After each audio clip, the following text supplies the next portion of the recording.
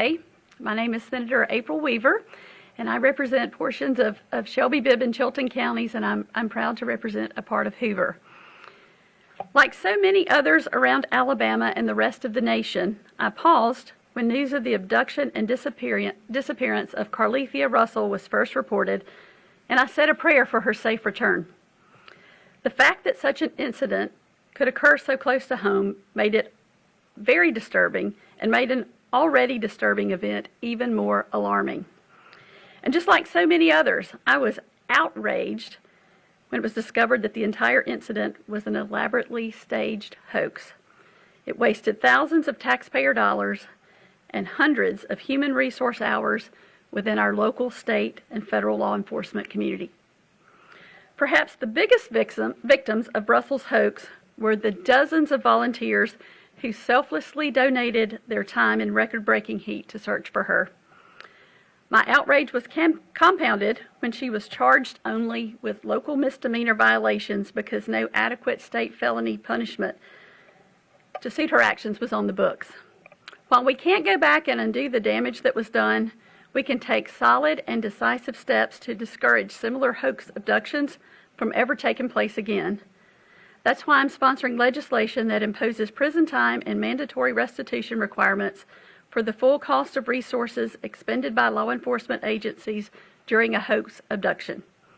Joining me today to discuss the bill and to outline the needs for its quick passage, State Representative Mike Shaw of Hoover, State Representative Lee Hulsey, who also represents parts of Hoover. Representative Shaw will be carrying the measure in the House. Hoover Police Chief Nick Durgis, an investigator from his office, and a representative from Alabama Attorney General Steve Marshall's office. Let me introduce the House sponsor, Representative Mike Shaw, who will be followed by Hoover Police Chief Nick Durgis. Okay. Well, thank you, Senator. Like a lot of people, when I first heard the news that someone had been kidnapped in our community, well, first, your heart goes out to the victim, or who we thought was the victim at the time. But then as a policymaker and as a lawmaker, you think, how could this happen here? I mean, we have one of the safest cities in the nation, thanks to Chief Durgis and our law enforcement. So how can this happen here? And as I watched hundreds of volunteers, I watched Hoover Police Department out there on the streets trying to solve this problem. I watched it become a national story, an international story, and really made it look like our community was somewhere where somebody can disappear without a trace. And they were using toddlers as bait and all these crazy stories. And of course, now we know that's not true. We know it was an elaborate hoax that was put on to get attention or something. And we know that our laws need updating to reflect that this is a serious crime. It hurts the fabric of our community. And so we're excited to put this bill together to hopefully, we can't go back in time and talk some sense into Carlee Russell. What's done is done. But hopefully through some, this enhancement of the laws we're making to increase the penalties for this crime, hopefully we can prevent it in the future and make anybody who's thinking about hurting our community like this think twice about what they do. So I'll be working hard in the House. I know the Senator will be working very hard in the Senate, and I'm very confident that it's going to pass. I think people see this as common sense legislation that's going to solve a problem, and hopefully we don't have a situation like this again. So thank you. Thanks, Senator. Chief, thank you.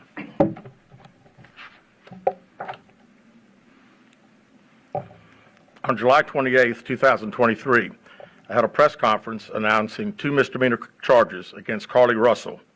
During the conference, I stated, I'll be contacting our legislators in Montgomery and ask them for some enhancement to existing legislation when someone falsely reports a kidnapping or a violent crime. 6 months later, here we are. I want to thank Speaker Ledbetter, Senator Weaver, Representative Shaw, Representative Hulsey, and General Marshall and his staff on the support of this enhancement. Judging from the emails and phone calls that our department received last July, individuals throughout our country called us and were appalled that Carlee was only being charged with a misdemeanor despite the panic and disruption with her actions that she caused in our community. I felt the same way. Our department worked over 424 hours of overtime. 30% of our workforce was devoted at some point to this event. Our entire investigative bureau caused other investigations to be delayed because everyone that worked in investigations worked on this particular case. We deployed drones. We deployed K-9 teams. Our CSI investigative team was out there.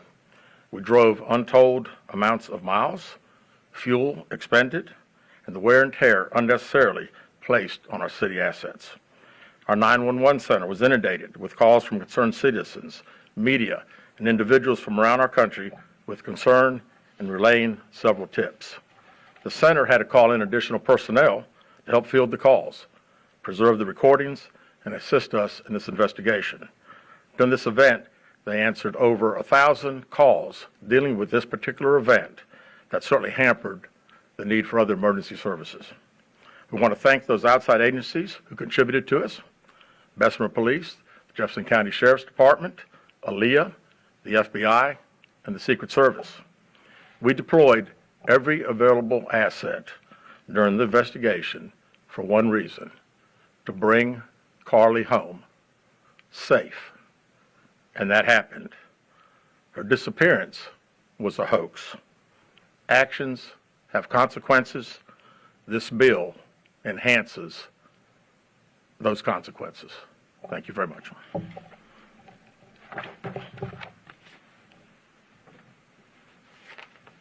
So this bill was filed in the Senate and the House earlier today. I filed it. It was SB 24. House Bill 82. And also House Bill 82. It will be available on Allison later this afternoon for you to see. I think we have also distributed some copies of the bill draft, and we're happy to answer any questions you might have. What kind of prison time could someone be looking at for this type of thing, hopefully, with this bill? So this bill does increase it from a misdemeanor to a Class C felony, which would be from a year and a day until 10 years. You know, there were a lot of people in July and October. Obviously, this is a very public case. You mentioned, you know, this girl received a lot of public backlash. She learned her lesson. She doesn't need to go to court. Why is the public backlash maybe not enough? Why are harsher penalties needed for faking an incident? So this is not specifically about this case. This case did instigate the discussion for looking at legislation to strengthen our laws. This law would go into place on October 1st, 2024, but you know, it brought a lot of attention to laws that we needed to strengthen. Can you speak to how this could be an example of helping law enforcement, not just in this area, but of course around the state as well? You know, certainly anytime you have an accusation or a false claim such as this, it engages lots and lots of law enforcement response. Hopefully by having stricter penalties, we then deter any other actions like this that will take place in the future. And restitution. And restitution. And on that note, could you also speak about, you know, obviously overtime, driving, fuel, all those things, but there's so much more that could be included in that restitution portion as well. And we did define that in the law. You know, there is currently an avenue for restitution, but we did define it in the law that we dropped, in the bill that we dropped today. Chief, should Carly Russell be paid more in restitution? Is that why this part of the bill was enhanced?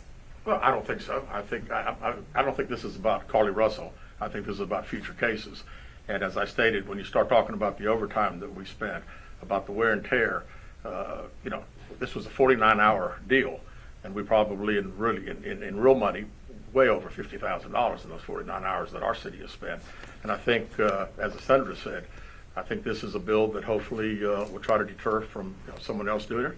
But if they do, there'll be consequences that person needs to face. Can you speak more on the time in jail that someone could spend? How does this bill strengthen that? So again, the bill takes it from a misdemeanor, Class A misdemeanor, to a Class C felony. And how much time does that increase? Class C felony defined by a year and a day up to 10 years.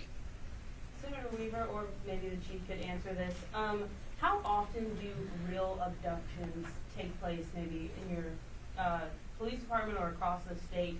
And how does this sort of send a message to victims of real abductions? You would say something? Okay, yeah. I've been with the Hoover Police Department for 40 years, and this is the first time that we've really thought at one point in time that we had a real abduction. We have situations that sometimes occur. Usually it could be individuals that know each other and maybe somebody kind of held somebody at will. But, you know, when you talk about a stranger abduction, it's not something that happens often. And it's something that law enforcement all over the state, all over the United States, takes very, very serious. And again, if something like that happened tomorrow, it would be investigated just like it was. We, again, used every resource that we had available. We called on the state. We called on the feds. Everybody jumped in. And again, thank goodness in this situation that, you know, she returned home. And again, that was the goal, number one goal for us. But again, after we sit back and look at everything, that the resources, and the fact that officers are out there looking, they think they're really looking for something. So the adrenaline is pumping. I mean, this is not TV stuff. And I'm just very, very pleased that the senator and these representatives are carrying the ball for us. And hopefully this will deter, again, anybody from around this state from ever doing anything like that again. Thanks, guys. Thank you. Thank you.